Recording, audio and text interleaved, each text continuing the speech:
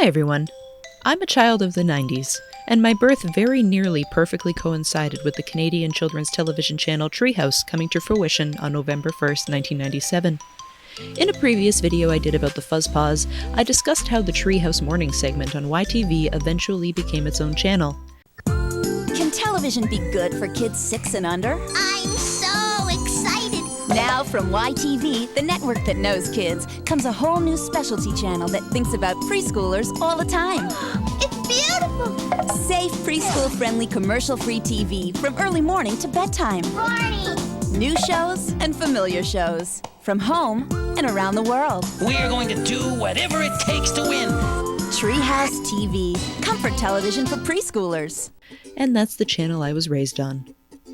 On November 1st, 1997, Treehouse TV was launched. Shows in its original lineup included Ants in Your Pants, Iris the Happy Professor, Barney and Friends, Lamb Chop's Play Along, Tots TV, Book Mice, Rimba's Island, and Potamus Park.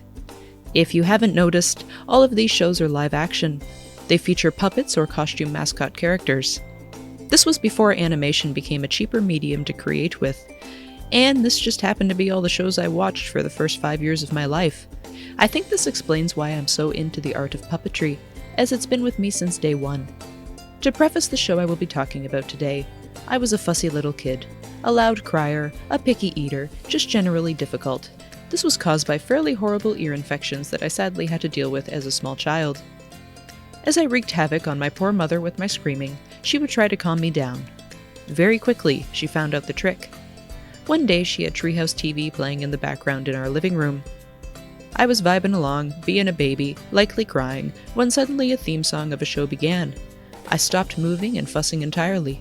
For the next 20 minutes I sat, eyes fixated on the screen, mouth wide open in fascination. My mother had found the secret weapon that still mesmerizes me today. It was called Little Star. Come take a magical ride. We'll travel far with Little Star.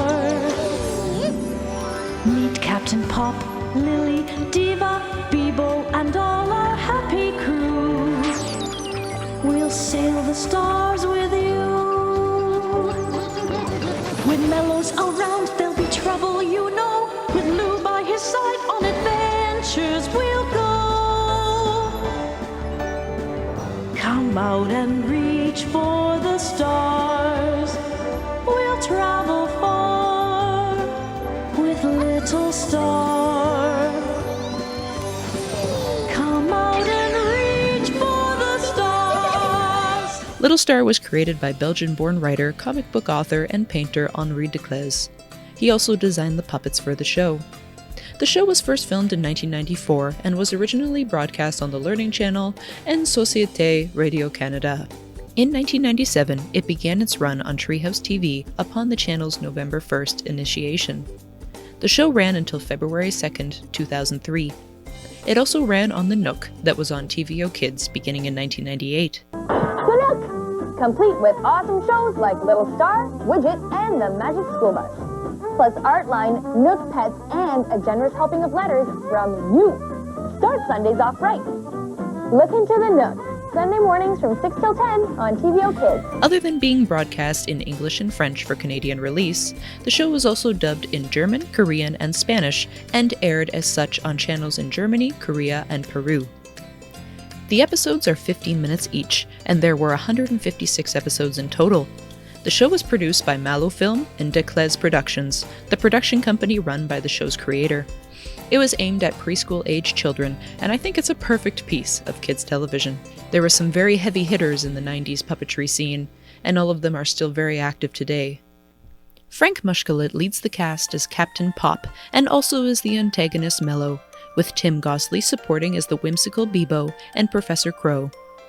Janny Lazan plays Lily and the titular Little Star, and the legendary Ronnie Burkett plays the fabulous Diva and Mello's henchman, Lou.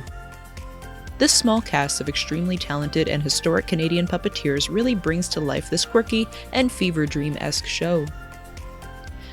The premise of the show involves a crew on a ship called the Mimosa in space and their adventures. They are overseen by an animated star, known of course as Little Star. The crew consists of Captain Pop, Bebo, Lily, Diva, and Professor Crow.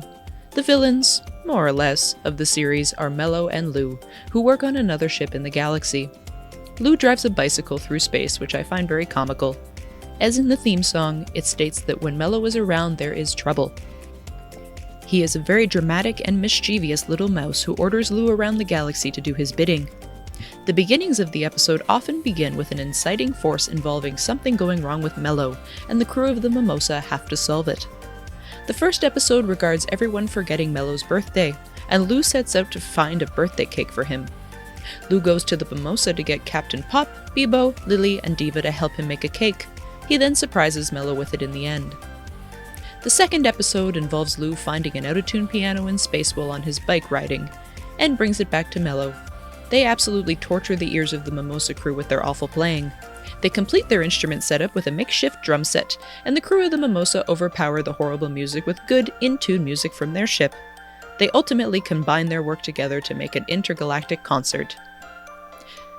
There are some light songs in the show, with one full song per episode. Bang! We're rolling rock, rock, rock. We crash and pop, pop, pop. We scream and squeak, eek, eek. We growl and shriek, shriek, shriek. We hardy har, har, har. We hardy ho, ho, ho. The character Diva, played by Ronnie Burkett, is known for being an incredible vocalist, and reminds me of a child-friendly version of Heidi the Hippo from Meet the Feebles.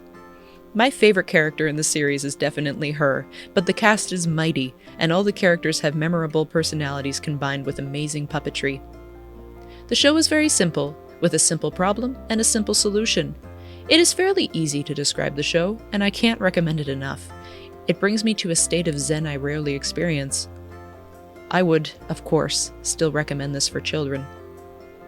However, there are only a handful of episodes available online, but I am very appreciative about it, as there was a time that there were no episodes available online. But that means about 150 episodes are lost. I hope they someday appear online so I can be lulled into a trance for about 39 hours. There is also a very funny blooper reel online that is a bit naughty, but great fun to watch. Go to Mimosa. Captain Pop, come in, please. Over. Lost my microphone. Here on the Nanomo, on the Nanaimo, on the Mono. Yeah. His on ball the fell off, Monomobile. Chuck. Yeah. It's over. Admittedly, I was enamored when watching the available episodes. Time seemed to stop entirely and I was transported to being a very small child again. So I guess some things never change. Anyways, Little Star is a sweet, calm, and well-written show that deserves a more notable spot in the world of Canadian children's television, and it makes me so sad that this has become a piece of obscure puppet media. Thanks for watching, and I'll talk to you later. Well, I'll see you next time. Bye!